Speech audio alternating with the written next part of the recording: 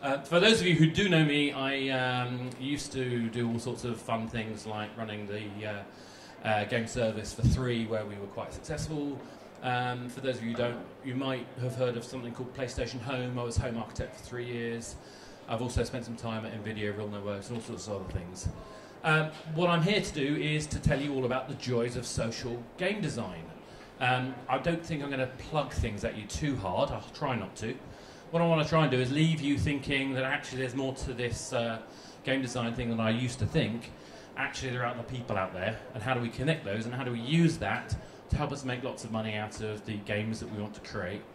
But rather than just making games that are free and dull, let's make games that are better because people are there. So what's going to be important to you to be able to do that is, I think, understanding the psychology of players. And it turns out we'll be looking at psychology of people who buy things for a very long time.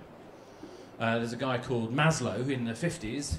This is a particular model used by anyone who's ever done any marketing, and I apologise for boring and basically patronising you if you are a marketing guy, because you've seen this for probably every year of your career.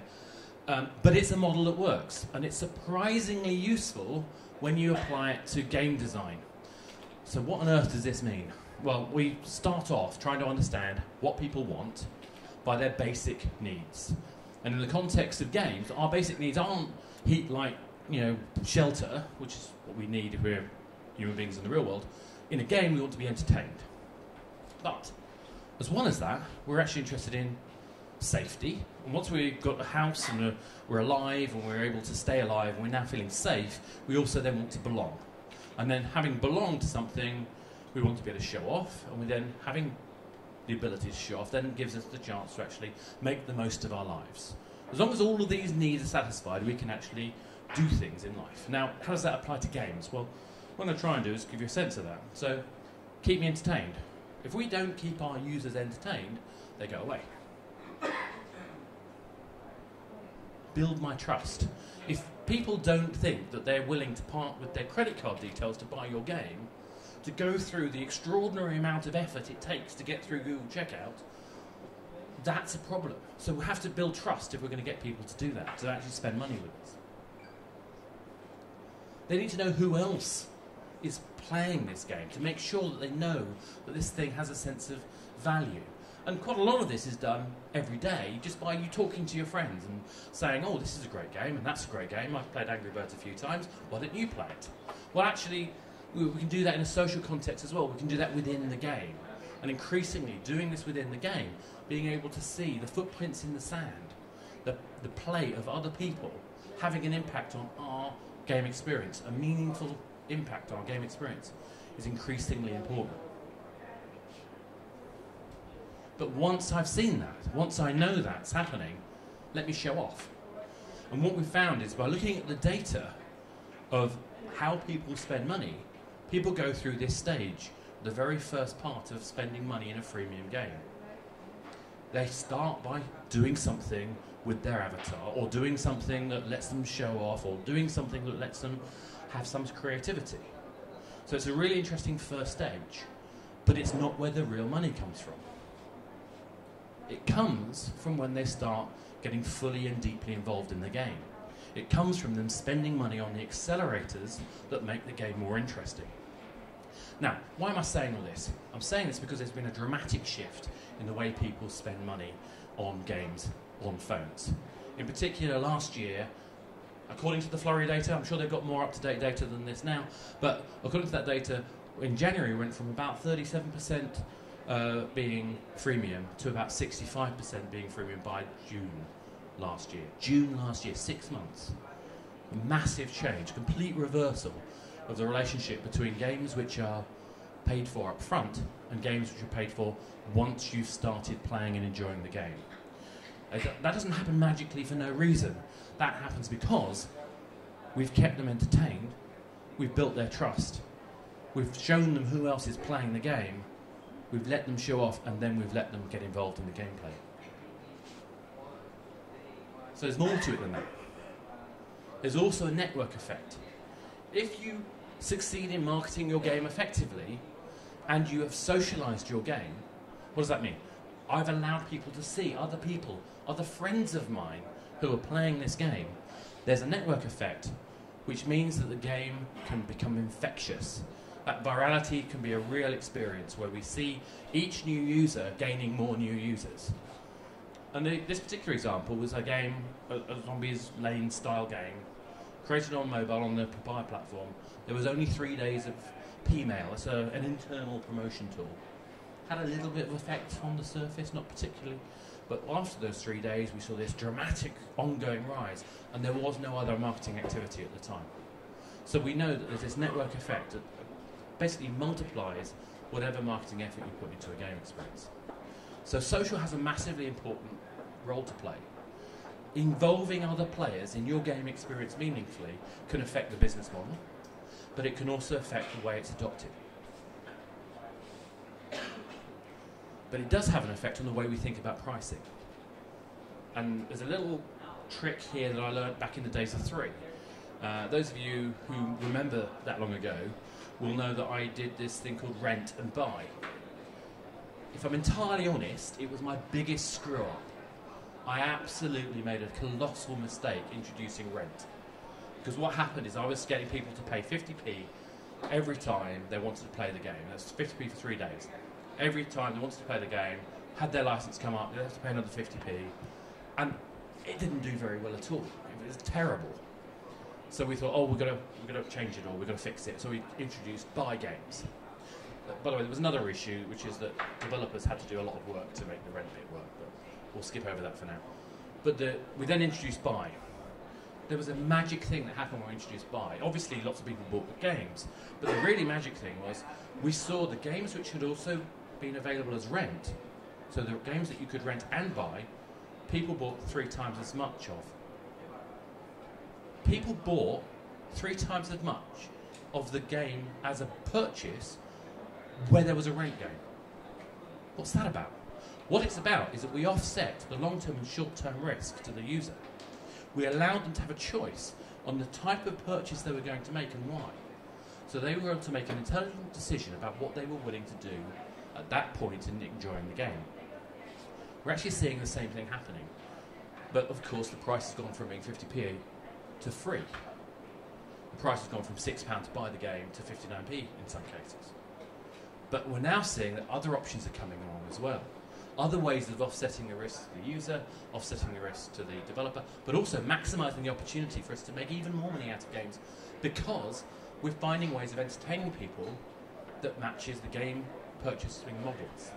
So we can sell them virtual goods.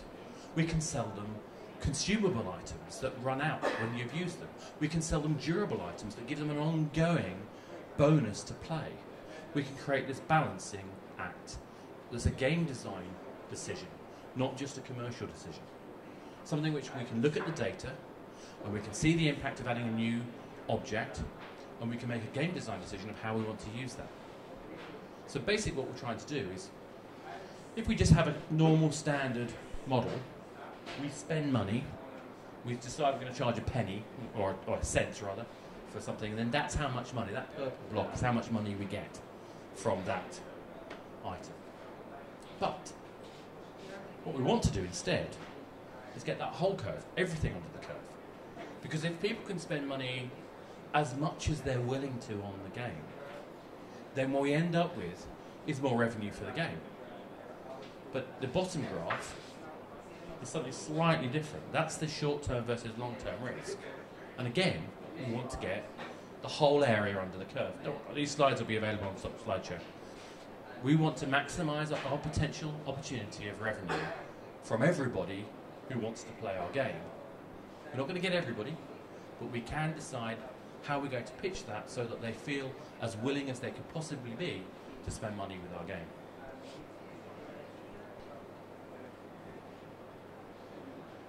Let's not forget advertising, but advertising is just one of those many things that adds some value. It's not going to be buying you your next mortgage, but it is something that can be very valuable, so it shouldn't be ignored. But what I think is really interesting is we're finding the shift towards incentivised download being quite important in terms of the revenue for the game receiving it, but also for the marketing of that title as well. Because I think free is very fast becoming not enough. to get people interested in your game. So we've talked about a couple of things, and I'm very conscious I could talk for hours and hours and hours about this stuff, and I'm going to try not to. What I'm going to try and do is just skip through a lot of these slides, because, in fact, let's just talk about this one very briefly, and then we'll skip through a few. There's a really important player in the game. It might be 1% of your audience, it might be 4% of your audience. Depends on how well integrated and well socialised your game is. But those people are there because they probably spent something like 8 to 12 days not paying any money, but still getting to love and engage with your game. If you're able to keep those people engaged, interesting thing turns out that they tend to be the people who spend the most money. They tend to be the whale, the true fan, whatever you want to call it. And they spend their money, as I said before, initially tinkering with the virtual goods that lets them alter their character or show offs in some way. But then when they're hooked, they spend money on making the game better and better and better for themselves, to be able to succeed deeper and deeper and deeper. And the really interesting thing is, if you put all your focus into just them, you miss out on putting enough effort into the free users. The free users have to be there for you to get any true fans, because remember, true fans only come after they've spent some time not paying.